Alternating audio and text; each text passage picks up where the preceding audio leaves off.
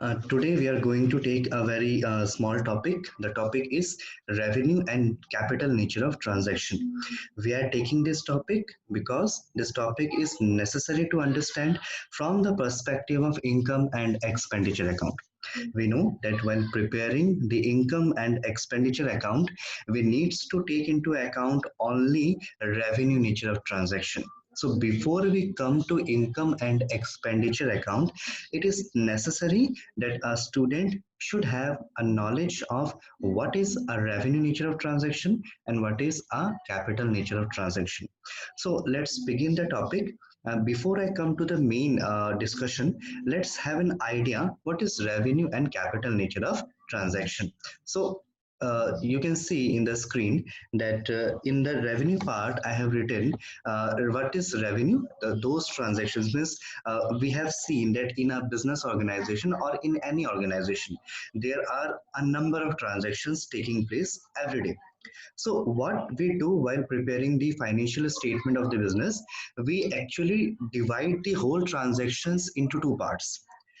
The transactions which have been divided into two parts, the first part is called the revenue transaction and the second part is called capital transaction. The whole transaction of the business will be divided into two parts. So what does a revenue nature of transactions says? So revenue nature of transactions means those transactions which are of regular nature, those transactions which are of regular nature and which are of recurring nature, which keeps the business running. That is, those transactions which the business needs to incur day to day in a regular manner. And capital transactions means those transactions the frequency of which is very less. Those transactions do not take regularly, those transactions are not made regularly, but those transactions are happen sometimes or one time in a year. So this is the basic concept of revenue and capital transaction. So now let's move into the detailed discussion. So I have made you can say a chart here.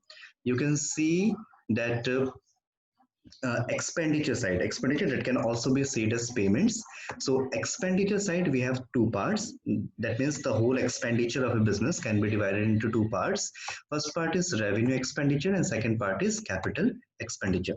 So what is a revenue expenditure? As I have already explained you that revenue means regular nature. That means those expenditures which are incurred in a business in a regular manner are called revenue expenditure. Example, you can see example is purchase of goods. A business has to purchase goods regularly, a payment of rent, salary. So these are the expenses which a business needs to make regularly in order to keep the business continue.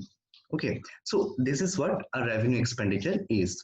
Second, we are going to have what is a capital expenditure. Means expenditure, there is an expenditure, but the nature of that expenditure is what? The nature of that expenditure is capital expenditure. So we have already seen that capital expenditure means those expenditures which are not regular in nature, and uh, those expenditures happens sometimes.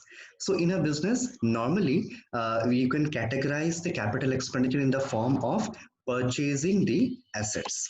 That means whenever the business is a business has purchased an asset or has made any expenditure which is going to increase the value of fixed asset, those expenditures are called capital expenditure. So you can just keep in mind that whenever the business purchases a fixed asset, those payments or those expenditures are categorized into capital expenditure, because these expenditures are not made daily, not in a regular manner. These expenditures are made, the frequency of such kind of expenditure is very less. That is why these expenditures are called capital expenditure. So we have taken the expenditure part. Now we can move into the receipt part.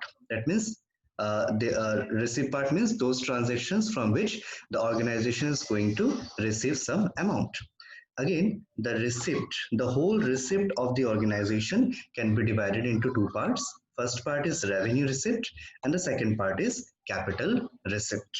So what is a revenue receipt? Again, we can go back to our first discussion where we have seen that revenue means regular nature. means those receipts which are regular in nature. That means a business organization has the option, means a business organization is going to receive the amount from various sources. So whatever the sources is, if the sources is of regular nature, then those sources of receipts are categorized as revenue receipt. So example, you can say, you can see the example here. The first example you can see here is received from sale of goods. So these are the transactions which are of regular nature. Commissions and interest received, these are the transactions which, these are the receipts which normally happens to be, which have a regular frequency in the organization.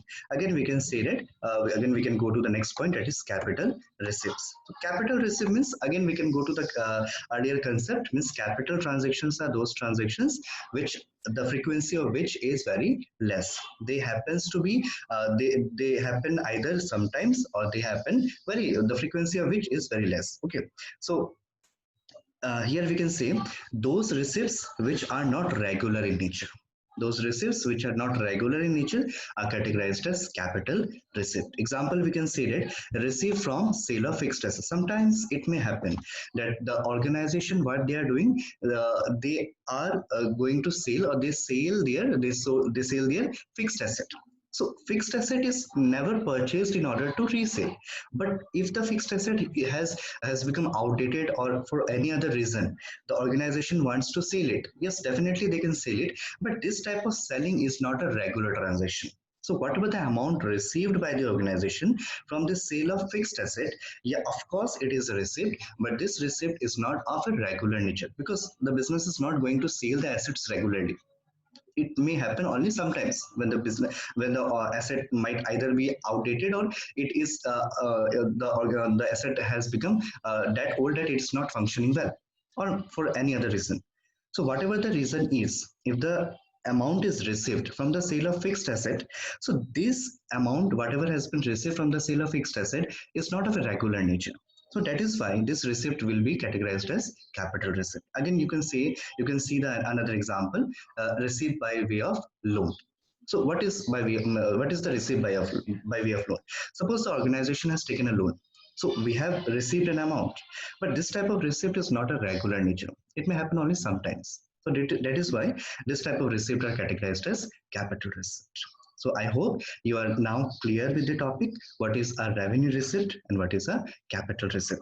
So now this is only a short video on the concept of revenue nature and capital nature, but we have to consider the topic, or we have to take this topic from the perspective of preparing the income and expenditure account. So how we are going to use this concept while preparing the income and expenditure account, that I will explain you in the next video. Thank you.